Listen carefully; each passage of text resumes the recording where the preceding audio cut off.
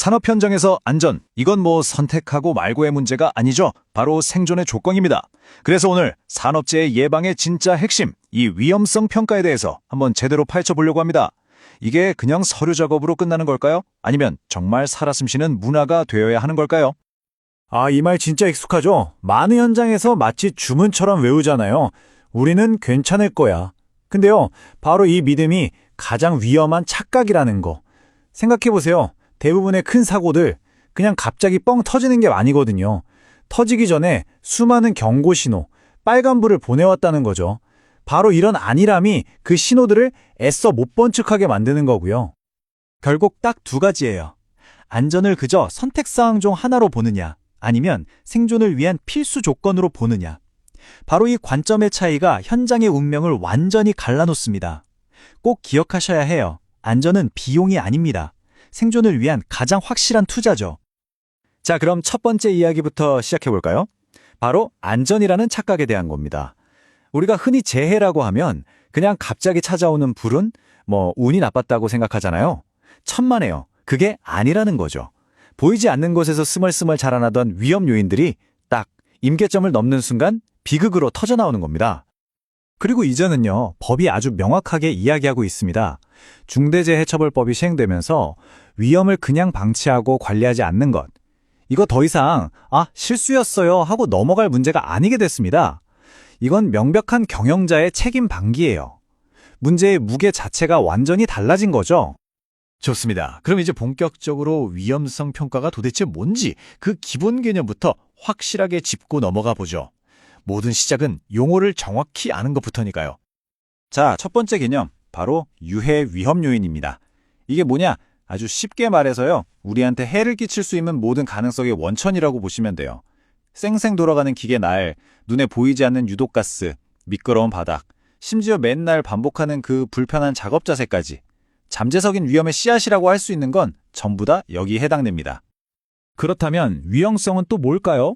이건 방금 말한 그 유해 위험 요인이 실제로 사고로 이어질 가능성, 그리고 만약 사고가 났을 때 피해가 얼마나 클까, 이 두 가지를 합쳐서 크기를 재는 거예요. 그러니까 그냥 막연하게 저거 위험하다가 아니라 그래서 얼마나 어느 정도로 위험한지를 구체적으로 따져보는 거죠. 자, 그리고 이 두 개념을 합쳐서 실제로 행동으로 옮기는 것, 이게 바로 위험성 평가입니다.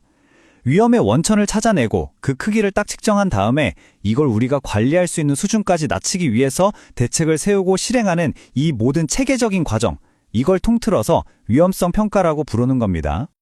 자, 이제 개념은 알았어요. 그럼 이제 어떻게 해야 하는지 그 도구 상자를 한번 열어볼 시간입니다. 효과적인 평가를 위해서 어떤 방법들이 있고 또 언제 해야 하는지 한번 살펴보겠습니다. 보시면 방법이 꽤 여러 가지가 있죠? 사고가 얼마나 자주 일어날지, 또 얼마나 심각할지를 곱해서 계산하는 빈도 강도법도 있고요.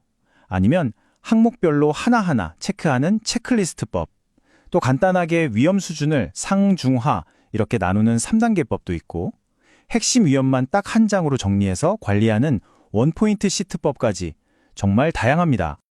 하지만 진짜 중요한 건 따로 있어요. 어떤 막 번드르르한 멋진 방법을 쓰느냐가 중요한 게 아니라는 거죠. 핵심은 이거예요. 우리 현장에 맞는 방법을 써서 진짜로 위험이 줄었는가? 이 질문 하나만 남아야 합니다. 실행되지 않는 평가는요, 그냥 종이 낭비죠 뭐. 그럼 이 평가는 도대체 언제 해야 할까요? 일단 새로운 설비를 들여올 때, 그리고 작업 방식이 바뀔 때, 안타깝지만 사고가 났을 때도 해야 하고요. 그리고 최소 1년에 한 번은 정기적으로 해야 합니다. 근데요, 이것들보다 더 중요한 게 있어요. 바로 상시 평가, 매일매일 하는 점검과 관찰, 바로 이겁니다. 이게 바로 우리 현장의 안전문화가 죽었는지 살았는지 보여주는 증거예요. 이 평가는 보통 이렇게 5단계로 진행이 됩니다. 먼저 준비를 하고 현장에 숨어있는 위험 요인들을 샅샅이 찾아내고 그 위험의 크기가 어느 정도인지 판단을 하죠. 그리고 나면 개선 대책을 세워서 실행하고요.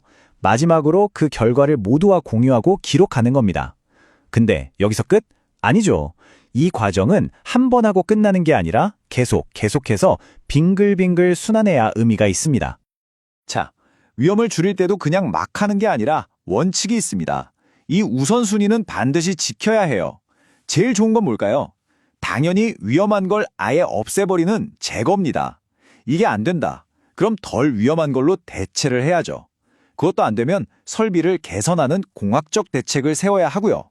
우리가 흔히 생각하는 안전 못 쓰고 안전화 싣는 거, 이 개인보호구에만 의존하는 건요, 다른 모든 방법이 다 안 통했을 때 쓰는 최후의, 정말 최후의 수단일 뿐입니다. 자, 지금까지는 어떤 절차와 방법이 있는지 약간은 딱딱한 이야기를 했죠. 그럼 이제부터는 정말 가장 중요한 부분으로 넘어가 보겠습니다. 바로 사람에 대한 이야기입니다. 아무리 훌륭한 시스템을 만들어놔도 결국 그걸 움직이는 건 사람이잖아요. 핵심은 정말 간단해요. 현장을 가장 잘하는 사람이 누굴까요? 바로 그 자리에서 매일 땀 흘리며 일하는 근로자입니다. 그분들의 참여 없이 그냥 사무실 책상에 앉아서 만든 평가서, 그건 그냥 종이 한 장일 뿐이에요. 현장의 생생한 목소리가 담기지 않은 평가는 아무런 힘도 의미도 없습니다. 결국 이 안전 문화라는 건요, 두 개의 큰 기둥이 함께 튼튼하게 받쳐줘야 만들어지는 겁니다. 한쪽 기둥은 경영진이에요. 안전을 돈 나가는 비용이 아니라 미래를 위한 투자로 봐야 하고요. 다른 한쪽 기둥은 바로 근로자입니다. 현장의 위험을 직접 찾아내고 개선을 주도하는 거죠. 이 두 역할이 톱니바퀴처럼 딱 맞물려 돌아갈 때 비로소 진짜 안전 문화가 시작되는 겁니다.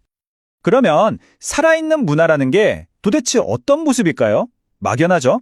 바로 이런 거예요. 매달 근로자들이 직접 제안해서 숨어있던 위험을 찾아내고, 매주 관리자들이 모여서 그거 어떻게 됐어요? 하고 개선 상황을 점검하고, 그리고 매일 작업 시작하기 전에 다 같이 모여서 오늘은 이거 조심합시다 하고 안전 포인트를 공유하는 것. 바로 이런 작은 습관들이 모이고 모여서 현장을 바꾸는 진짜 힘이 되는 겁니다. 그리고 이렇게 제대로 하는 기업들한테는요, 실질적인 혜택, 그러니까 당근도 있습니다. 정부에서 위험성 평가 인정 제도라는 걸 운영하는데, 이걸 받으면 여러 가지 복잡한 절차도 간소화되고, 아, 저 회사는 안전한 회사구나 하는 기업 이미지 제고 효과까지 덤으로 얻을 수 있는 거죠. 이제는 정말로 안전이 곧 경쟁력이 되는 시대입니다. 자, 이제 거의 다 왔습니다. 마지막 결론을 향해 가볼까요? 제가 맨 처음에 던졌던 질문 기억나시나요? 다시 한번 그 질문으로 돌아와 보겠습니다. 여러분, 사업장의 위험성 평가는 과연 어디에 속해 있습니까? 한번 솔직하게 생각해 보세요.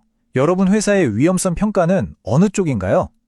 혹시 감독이나 검사를 대비해서 그냥 형식적으로 만들어 놓고 서랍 속에 고이 넣어둔 문서인가요? 아니면 매일매일 업무 속에서 자연스럽게 위험을 미리 찾아내고 너나 할 것 없이 모두가 함께 실천하는 그런 살아있는 문화인가요? 오늘 이야기 딱 한 문장으로 정리해 보겠습니다. 안전은 절대 운이 아닙니다. 철저한 준비죠. 그리고 위험성 평가는 바로 그 준비를 가장 체계적으로 할 수 있게 도와주는 최고의 방법입니다.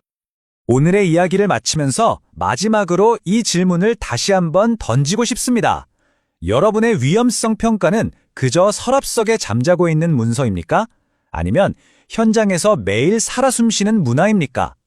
그 대답은요, 두꺼운 서류 뭉치가 아니라 언제나 현장이 직접 말해줄 겁니다.